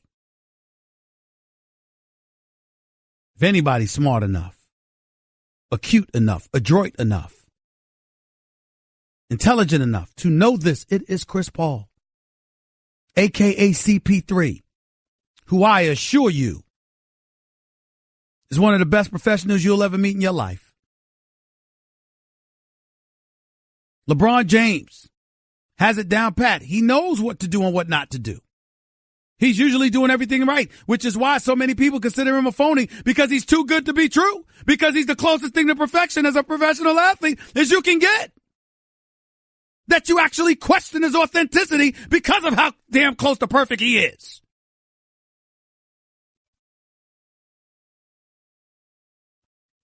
Bad day for CP3. Just a bad day. I certainly don't think it will repeat itself. But we got to call it what it is. And for those out there that want to attack Austin Rivers, I'm not here giving Austin Rivers a pass.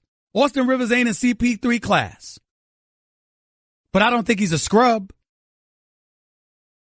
And I don't think that he's somebody born with a silver spoon in his mouth that wouldn't be in the NBA if it was not for his daddy. There's a few teams Austin Rivers could play on. He's not a scrub. And here is one way I will absolutely positively come to the defense of Austin Rivers all day, every day. He's always been the way he is. Whether you like him or dislike him, he's consistent. Austin Rivers is not a phony. He's a lot of things. He's not a phony. He is who he is, and he's unapologetic to it. I mean, hell, it causes daddy headaches sometimes because he is the way that he is. Whatever that may be. He don't care. He's real. Give him credit for that. And he's not a scrub. And him talking on the sidelines, that's fine. He was dressed in a suit. He didn't go into anybody's locker room trying to start a fight. And thank God DeAndre Jordan was there to stop all of that stuff from escalating, according to my sources. It's not a good look. It just isn't. CP3, the only reason I'm holding them accountable is 2 reasons. Number one, it's clearly residue from his days with the Clippers because he didn't have the greatest relationship with Austin Rivers and Blake Griffin nor Doc Rivers in the end. And now that's come to light. The other reason I'm holding him accountable is because of his stature and his position. You are the president of the Players Association. You cannot find yourself in that position. 888-729-3776 says 888-SAY-ESPN. The other thing I want to get into was last night and the Golden State Warriors beating the Cleveland Cavaliers 118-108. LeBron James and Kevin Durant had 32. Klay Thompson chipped in with about, I forgot how much he scored. I know Steph Curry had 23. All three of them shot better than 53% from the field. And see, this is the difference. Golden State has marksmen. They can shoot, plus they make free throws. LeBron James goes 8 for 13 for the free throw line. Kevin Durant hits all 10 of his free throws. Kevin Durant's a career 88% shooter for the free throw line. This dude's a marksman, man. Golden State plays together. They play unselfishly. They get their bench players involved. Cleveland doesn't do such things, which is why my sources tell me Tristan Thompson and others, other role players, went upstairs to talk to Cleveland Cavaliers brass about how things need to change. Isaiah Thomas still working off rust. And Kyrie Irving is missed. My God, do they miss him. They can front all they want to. They miss that brother. Kyrie's special. And he's showing it in Boston. And I'm here to tell you something right now. I'm having serious concerns as to whether or not Cleveland's going to even come out of the East. They're still my favorites, but I'm concerned. Here's the other thing you all should be concerned about, unless you like it. Ladies and gentlemen, it's time to ask ourselves this question. Forget Kevin Durant's coming, because I know he's coming. And I'll ask my producer this, Nuno looking at him right now, Nuno and Kat and John. Has the Kevin Durant era officially arrived? Because I got news for you. Kevin Durant, I don't know if anybody has noticed. He's been giving it to LeBron. NBA Finals, when LeBron averaged a triple-double, Kevin Durant averaged 35. 35 and 8. On better than 53%, better than 55% shooting. Ladies and gentlemen, he's averaging over 30 every time he goes up against LeBron, and it's always better than 50% shooting. This brother is on another level. He's not playing. This is not some dude that's flowing with the rest of the team and, oh, you know what? Let me shoot this open jump shot here and there. No, he's pulling up for threes in LeBron's face. LeBron goes to the hole in the layup. Kevin Durant comes back and slams a tomahawk dunk. LeBron hits a J. Kevin Durant comes in his face, hits a three. LeBron James drives to the hole. Kevin Durant comes down. He drives to the hole. He is coming for LeBron James. Period. He's not playing. He's not playing. And somewhere along the way, Cleveland's going to have to figure out a way to do something about it, because I got news for you. The Cleveland Cavaliers squad that I'm watching does not have any answer for this Golden State Warriors team. If the Cleveland Cavaliers don't make a move before the NBA trading deadline, they are going home in 5 games if they make it back to the NBA Finals. My man Jalen Rose came on First Take today and said the Cleveland Cavaliers are going to get swept in the finals. You know what the fallout from that's going to be, right? LeBron James leaving. Isaiah Thomas not getting his money. Cleveland falling off the map in the sport of professional basketball. I mean, there's some serious collateral damage if somehow, some way they don't get their act together. 888-729-3776 is the number to call into the Stephen A. Smith Show. That's 888-SAY-ESPN. Get the feeling of being rewarded with gold status at Shell. With the Fuel Rewards program, download the Fuel Rewards app. Join and start saving 5 cents a gallon today. You're listening live to the Stephen A. Smith Show on ESPN Radio. Back with your calls and more in a minute. By the way, I got even more to say about what's going on in Cleveland. It ain't pretty, y'all. It ain't pretty. Back with more of the Stephen A. Smith Show in a minute. Craving even more of Stephen A? Him of all people. For around-the-clock access to the man? I'm Stephen A. You can follow him on Twitter and Instagram at Stephen A. Smith and on Facebook at Stephen A. Let's get back to the phones right here on the Stephen A. Smith Show, ESPN Radio. Lots of stuff to get into today because here's the deal. You know, I already talked to you about some of the things that I was hearing in regards to CP3, Houston, and what happened last night in the aftermath of the Clippers win over the Houston Rockets. Without James Harden, by the way. He did not play last night. The other thing that's important to point to is what I'm hearing is emanating out of Cleveland. First of all, if you listen to folks close to LeBron, not only did LeBron not want Kyrie Irving traded, he said so. He told Dan Gilbert, according to my sources, he wants to go to war with the horses they have. Dan Gilbert tried to use that moment to get a 3 to 5 year commitment from LeBron James to stay in Cleveland. LeBron refused to do that. As a result, Dan Gilbert has been salty ever since. And according to some folks in Cleveland and in NBA circles, Dan Gilbert refuses to do anything else to improve the basketball team. Kobe Altman, a good man, young at his job, has been put in an untenable situation. He's in his first year as a general manager for the Cleveland Cavaliers, succeeding David Griffin, who, by the way, should have never been let go. Even though he was looking for a better opportunity, it wasn't a better opportunity somewhere else. He just wanted more money. And Dan Gilbert didn't want to give him that. As a result, he let go of David Griffin damn near a week before the draft, if I remember correctly. And because of it, it put him in an untenable position of having a novice. And I don't mean that derogatorily or negatively about Kobe. I'm just saying that he's young. Because you have an owner who you're trying to appease on a championship squad that clearly needs a piece in order to to conquer the Golden State Warriors. And it's nobody's trying to say that LeBron James doesn't respect Isaiah Thomas, doesn't respect Jamie Crowder, doesn't respect those guys, that doesn't believe that they could play. Nobody's trying to say that. Nobody's trying to remotely imply that. What I'm saying is that everybody and their mother knows they ain't Kyrie. Isaiah Thomas off of hip surgery ain't Kyrie. Crowder ain't Kyrie. LeBron knows that. And would have preferred riding the war with the horses he had. But wasn't going to re-up.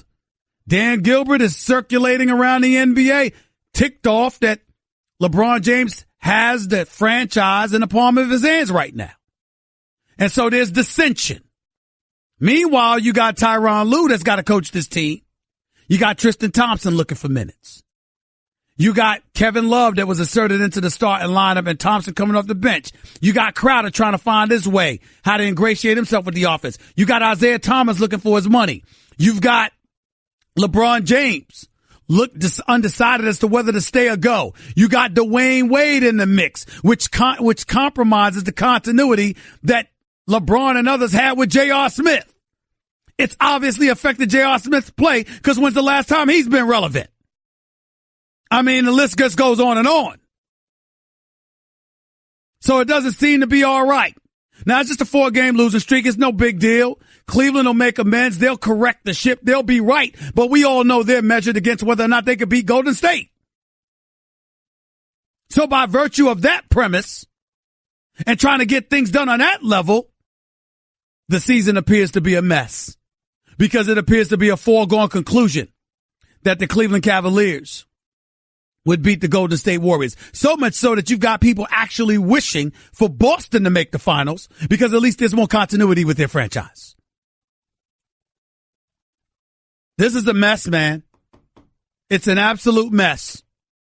And it ain't getting much better. It's just that simple. Daryl in Virginia, you're live with Stephen A. Talk to me.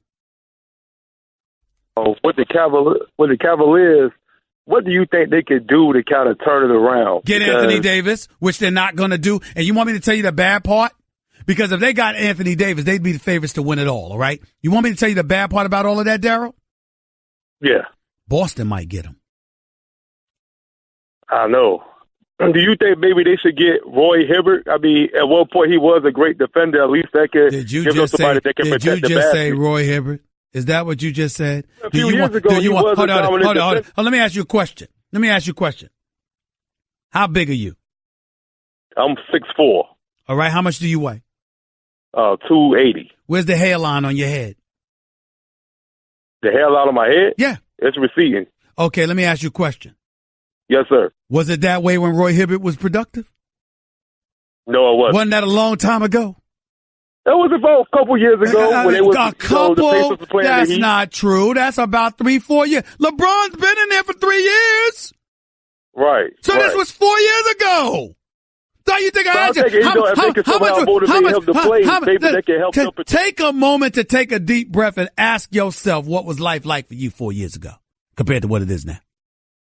Right. That was a long time ago. Come on, bro. Come on, Darryl. Come on, man. You my brother. You better than that. You know. 4 years ago. Come on. I'm going to give you, listen, here's what I'm going to do, Darryl.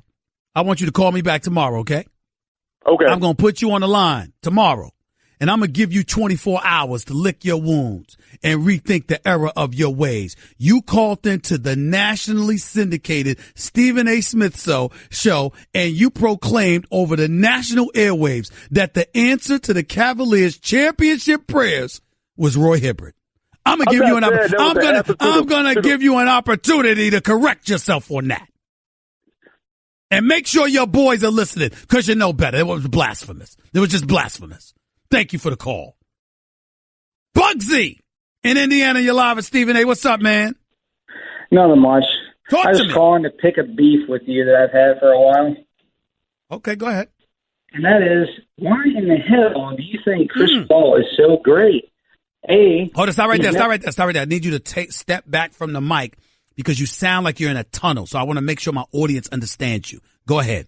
Well, he's never won anything. And as of last night, his only ever accomplishment just got ruined because he's never going to have his number retired. Which, did the Clippers, do they even have any numbers retired? Bugsy, can I ask you a question? And I love that name, by the way. I love it. I love the name Bugsy. But let me ask you this question. How'd you feel about Dominique Wilkins? Dominique Wilkins? Well, his prime years were in Atlanta. Yeah, I'm saying, no, how did you feel about him? He was okay. All right. Well, let me ask you this. No. I'm asking the question. It's the Stephen A. Smith show, okay? How'd you feel about Patrick Ewing? Is Chris Paul any better than No. I asked you a question. I need to answer my question. I'm not going to hang up on you. I'm asking you a question. How did you feel about Patrick Ewing? Patrick Ewing was garbage. He would be okay, that's it. NBA. All right, that's fair enough. All right, how did you feel about Karl Malone? Karl Malone, same thing. All the garbage guys, garbage. Michael Jordan face, garbage. They're all old and busted. Hold on, no. What I'm saying to you is this: these are Hall of Fame players. You know, you understand that, right? Was Reggie Miller? How'd you feel about? Hold on, you right there in Indiana. How'd you feel about Reggie Miller? He could bang the three, but he's no Steph. He's no Steph, but he could bang the three. You're talking about one of the greatest shooters in the history of the NBA, and because he wasn't the greatest, that don't make him anything. How you sound, Bugsy? Chris Paul's nothing. Well, what has he ever done? He ain't never done nothing. Can I ask you a question? Can you win a game by yourself? That's it. Can you win a game by yourself? Yeah. Look at LeBron against the Pistons. Goodbye. You sound ignorant. I tried to help you. You just finished saying you can win by yourself. You cannot. And essentially, you're going to give me the greatest ever, and you're going to say if somebody doesn't measure up to them, they're a bum. Patrick Ewing a bum? That's just flat out ignorant. Bugsy, get a chill pill. Get it together.